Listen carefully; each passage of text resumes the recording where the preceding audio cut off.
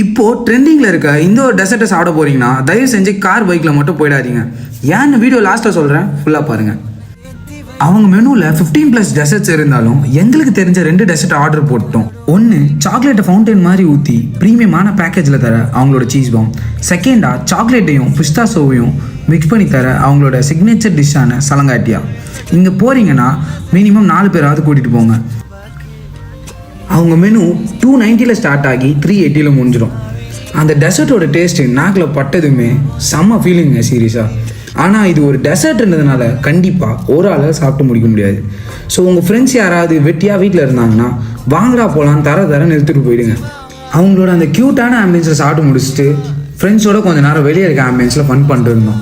அப்புறம் ஏன் முக்கியமாக காரில் பைக்கில் வராதிங்கன்னு சொன்னோன்னா அங்கே பெருசாக பார்க்கிங் எதுவும் இல்லை. நாங்கள் விசிட் பண்ணியிருந்தது எக்மோர் பிரான்ச். அப்புறம் என்னங்க, மறக்காமல் சுகர் கட்டில் இருக்க உங்கள் ஃப்ரெண்ட் டேக் பண்ணிட்டு போயிடுங்க.